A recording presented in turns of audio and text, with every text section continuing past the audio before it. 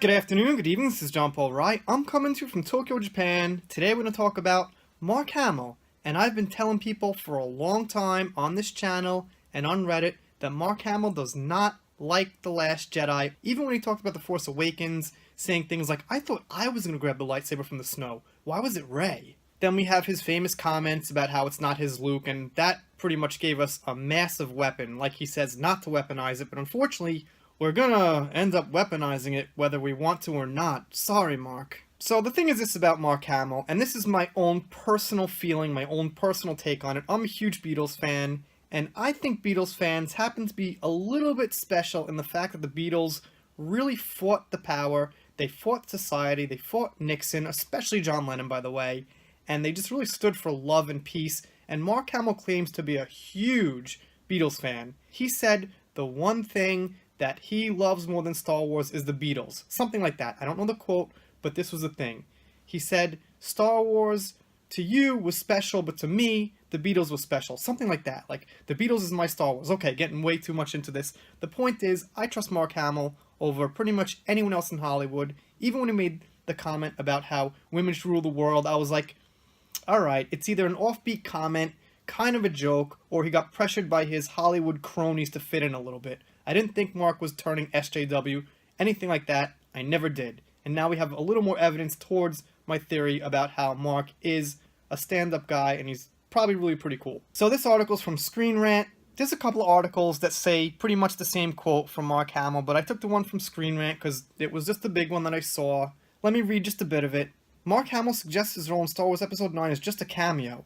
And right there, now we're seeing why he's probably getting so pissed, and the reason is, he probably doesn't like the way Episode 9 came out. And we're getting a good hint of that here. And if Mark Hamill is just a cameo in Episode 9, then yeah, I am not seeing it. I've said here on this channel, I will read full spoiler reviews and I will make my decision. I can't tell anybody I'm 100% boycotting this movie, but if Mark Hamill only has a cameo, then it's going to be very easy to sit that one out. The veteran actor is returning to the galaxy far, far away for one final time in J.J. Abrams' upcoming film, which recently wrapped production. Hamill's part was confirmed by Lucasfilm prior to filming last summer, an appreciated bit of transparency from the typical tight-lipped studio. Though Mark Hamill's Luke Skywalker died at the end of The Last Jedi, many fans assumed he'd come back for the closing chapter, especially given the franchise's famous trope of Force ghosts. And if he was a Force ghost and had a big part, I'd be okay with that depending on what he said, depending on what he did, depending on how involved Force ghosts could now get, and I'd even be open to something like Yoda where he does a little, trickery or fighting or something like that. But if it's just going to be a cameo, wow, that's going to hurt movie sales, it's going to really hurt people from seeing the movie and really knock in the final nail to the coffin for people who are on the fence. If Mark Hamill was happy with Episode 9 and how it came out, he'd probably be saying good things. Like, yeah, I apologize for my critiques of The Last Jedi before it came out and stuff, but 9 is gonna be good, guys. Trust me. He'd say something like that. But if he was unsatisfied with 9, he'd say something like he says here. Well, let me get into what he says here, actually. I thought, oh, okay, you should push my death off to the last one. That was what I was hoping when I came back. No cameos and a run of the trilogy contract. Did I get any of those? Because as far as I'm concerned, the end of 7 is really just the beginning of 8. I got one movie. They totally hornswoggled, tricked me. Hornswoggled meaning tricked me. What a weird word. So yeah, this is what he said. Anyway, let me continue with the main part of the article. While the new films have prominently featured the original trilogy's big three, Luke, Han, and Princess Leia, they're very much supporting players in the younger generation's story.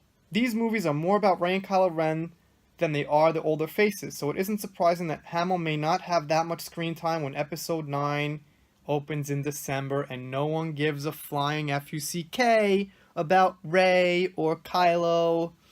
Kind of Kylo, he's the Skywalker, I'm kind of interested in what happens to him, but I'll just read spoilers and find out what happens to Kylo. Then I'll see it someday over the rainbow long after it's out of the theaters, and it's not going to cost me a dime. So back to what I was saying.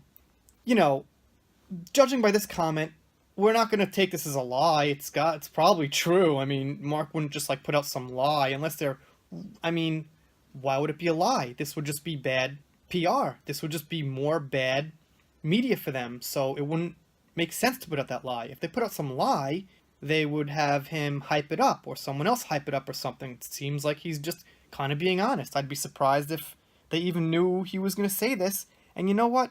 I'd go as far as to say Mark Hamill probably can't even fully control what he says about this, no matter what contract is up there in place and whatnot. He, at some point, is going to say the truth about this. So, I have faith he'll do that. Anyway, you guys let me know what you think about this. Just to wrap these thoughts up, I don't know about 9. It just, if this is true, if there's any truth to Mark having a small part or an insignificant part, I don't know. It's looking like it's going to be terrible. And it's looking like the two major franchises here are like collapsing for a lot of us. There's always going to be fans for, the MCU and Star Wars, but like what type of fans are they going to be? They're just going to be like very hollow type of superficial type fans who like the action, the vehicles. They don't really care so much about the characters. I've been through this. They're going to be fans, but they're not going to be like real true fans who love it and talk about it. And the true fans left just aren't going to be able to accept what's going on with Hollywood. They just don't really understand what's going on, or they can't accept the fact that social justice warriors and people based on agenda have taken over the entertainment industry, and they're just going to eat it up and make believe nothing's wrong, and they're pretty much going to be lying to themselves about it. Anyway, let me know what you guys think down below. Please click that subscribe button, notification bell if you haven't. Love to hear your thoughts, your comments. I appreciate all the support. Been heading towards 1,000, going a little slow, but little by little, it's crawling up there. I will see you next time.